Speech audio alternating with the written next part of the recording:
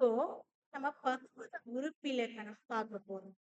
பகுபத உறுப்பிலக்கணம் அப்படின்னு சொல்லும்போது, ஒரு வார்த்தை குடுத்துட்டாங்க. அத நம்ம எப்படி டிவைட் பண்றது? அப்படிங்கிறத இந்த வீடியோல நம்ம பார்க்கலாம். எக்ஸாம்பிளுக்கு பார்த்தீங்கன்னா, ஃபர்ஸ்ட் வார்த்தை வளர்ப்பாய். நம்ம இதுல என்ன சொல்லியிருக்கோம்? பகுபத உறுப்பிலக்கணத்துல அப்படின்னா, பகுதி எப்பொழுதுமே ஆர்டரா இருக்கணும். ஒரு ஏவல் சொல்லா இருக்கணும் அப்படிங்கிறத நம்ம சொல்லியிருக்கோம். அப்ப வளர்ப்பாய்ங்கிறதுல வளர் அப்படிங்கிறது ஒரு ஏவல், அதாவது கமாண்ட் பண்றது. அதனால வளர். அடுத்தது பாத்தீங்கன்னா இதுல என்ன ரூல்ஸ் அப்படின்னா, மெய்யெழுத்து இருந்தா அத அப்படியே எடுத்துக்கணும். மெய்யெழுத்து வளர்க்கு பக்கத்துல என்ன இருக்கு? இப் இருக்கு. அதனால அந்த இப்ப அப்படியே நம்ம எடுத்துக்கிறோம். நெக்ஸ்ட் என்ன வார்த்தை இருக்கு? பாய் அப்படிங்கிற ஒரு வார்த்தை இருக்கு. இந்த பா அப்படிங்கிற வார்த்தை எதனோட கூட்டலா வந்தது? இப்பு பிளஸ் ஆ சேர்ந்தது தானே பா. இப்புங்கிற மெய்யெழுத்தும் ஆங்கிற உயிரெழுத்தும் சேர்ந்தது தானே பா. இப்போ அந்த இப்பு பிளஸ் ஆ அப்படின்னு டிவைட் பண்ணிக்கிறோம். அந்த கடைசியில் இருக்கக்கூடிய ஈய அப்படியே எடுத்து போட்டுக்கிறோம்.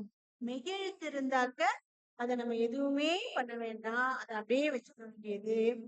உயிர்மெய் எழுத்தா எடுத்துன்னு சொன்னாக்க அது எப்படி வந்ததுங்கிறத நம்ம பார்க்கணும். இப்ப பாத்தீங்கன்னா இப்ப வளர்ப்பாய் பார்த்தோம். இப்ப ஃபர்ஸ்ட் டிவைட் பண்ணிட்டு நெக்ஸ்ட் வளர்கிறது பகுதி, இப்புங்கிறது சந்தி, இப்புங்கிறது எதிர்கால இடைநிலை. எப்படி எதிர்கால இடைநிலைன்னு கண்டுபிடிக்கிறது அப்படின்னா, அந்த சொன்ன நீங்க சொல்லி பார்க்கணும். வளர்ப்பாய் அப்படிங்கும் போது ஃபியூச்சர் டென்ஸ்ல அது வருது.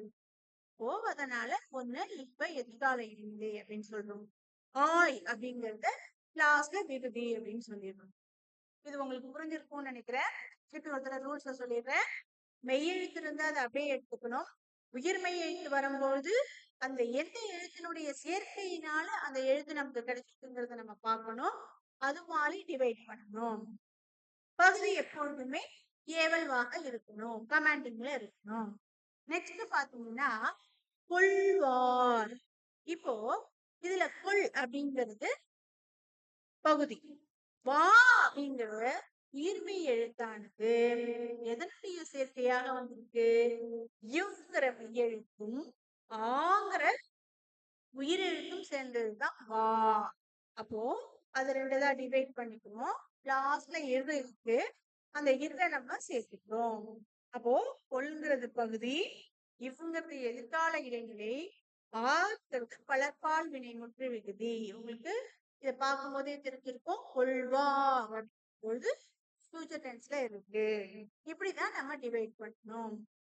இன்னும் சில எக்ஸாம்பிள்ஸ் அடுத்த வீடியோல பார்க்கலாம். தேங்க்யூ. முயற்சி திருவினையாக்கும்.